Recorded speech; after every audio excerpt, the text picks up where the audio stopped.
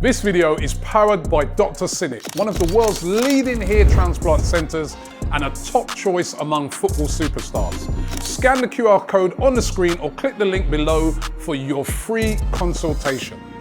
AFTV, I'm with Frank. We've just watched the game, a 2-0 loss away to Bournemouth, 10-man Arsenal for the third game in the first 8 game weeks. But for me, it's not about that red card, and we're going to find out from Frank his thoughts. But Frank, first and foremost, no points, no goals, and a 2-0 loss at Bournemouth. Incredibly disappointing. You know, this was, when you look at the run of fixtures that we've got over the next few games with the likes of your Chelseas, your Liverpools, your Newcastles, hell, even Shakhtar, it's the Champions League game, it's always going to be a big game. This was the one that I was looking at as essentially the guaranteed 3 points out of all of them, and maybe that's a bit naive from me. You know, Bournemouth are a respectable Premier League team, but we're Arsenal. This should be a game that we should be winning, 10 men or 11 men. And, the manner in which we did it, it didn't look like at any point in this game we was going to get that win. And the fact that I have to say that as an Arsenal fan against Bournemouth isn't acceptable for me. Yeah, because you are someone that does try and take the positives more often than not. And you, in this one, even you're struggling. No, literally the only positives I can take are a few individual performances. And, just on the topic of individual performances, there's some absolute stinkers in there today as well. I'm a massive fan of David Raya, but there's not really much I can do to defend him today, and not just for the penalty, which was, in my opinion, quite silly anyways. But, there was quite a lot of misplaced passes today. There was one where he completely miskicked the ball and nearly gave them a golden opportunity. You look at the red card from William Saliba, and I think I saw a lot on social media before as it happened, and people thinking it was harsh. I don't think there's anything harsh about it. I think it's silly from William Saliba, because I know for a fact, and I think he knows for a fact, that he's definitely got the pace on Evanilson. He can give him the opportunity to take that touch, and knows full well he's going to catch up with him. Again, he might have slipped over, he might have beaten for pace. We don't know what's going to happen there. But he isn't helped out by his colleague. He isn't helped out by his teammate, Leandro Trossard. And I'm someone who's been a massive fan of Leandro Trossard. I think some of the criticism that he gets sometimes is a bit harsh, but even I can't defend him today. It's a silly decision to play such an awkward ball backwards, and it wasn't at all needed. But if I can take any sort of positivity from the game today, Partey looked good. Partey got on the full 90 minutes as well. Declan Rice seemed to be, him and Partey, and when he came on, Wanyeri as well, seemed to be the only ones that were trying. And this Sterling decision for me blows my mind. It genuinely blows my mind. Taking him off, absolutely, because that was where the attacking threat was coming from. It wasn't working for Leandro Trossard out on the left-hand side. It wasn't working down the middle of Kai, and I don't blame Kai for that.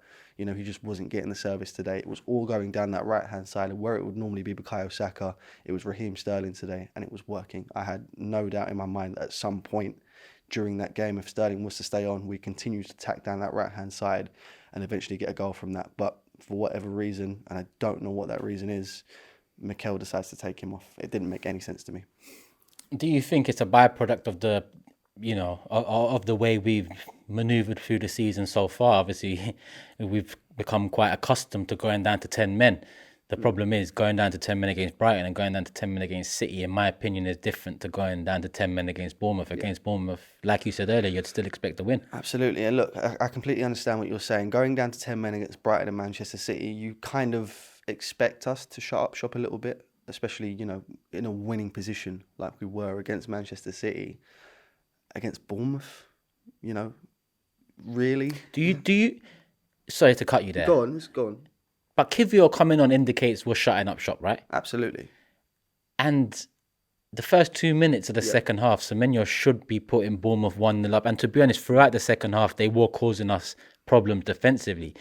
Does that indicate also how big a loss Saliba could be? Because that was the only real difference to the units we created with 10 men against City and against Brighton. Absolutely. Look, not that I want anyone to get sent off ever, but if you'd ask me the one person I didn't want to get sent off in when we've got such an important fixture next against Liverpool, it would have been William Saliba. But, you know, maybe that's where, you know, the lack of experience comes into it a little bit. You know, he's still a young guy.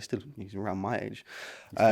His first red card of his career, and he's been playing at a top level now for 2 or 3 seasons. And even when he wasn't at Arsenal, he was pocketing Mbappe in the French league for fun.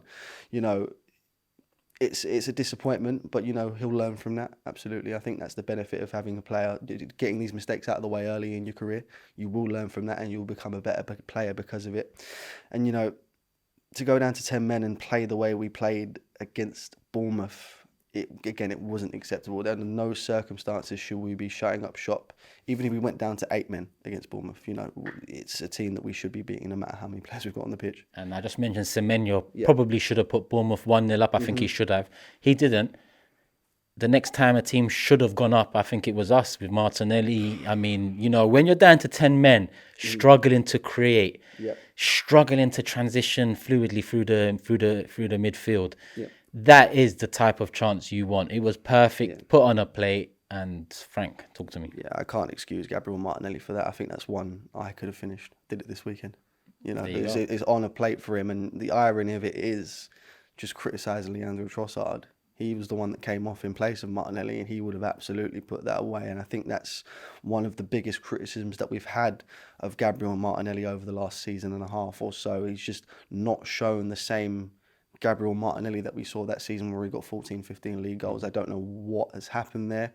I don't know if it's a confidence thing. I don't know if it's just kind of a drop in ability. It's just we need to see a lot more from Gabriel Martinelli, and that's the kind of chances any professional footballer needs to take if they're going to help their side to, you know, even get a point from that game. And now, you know, I mentioned we've dropped points in 3 of the first 8, albeit with 3 tough away games in there.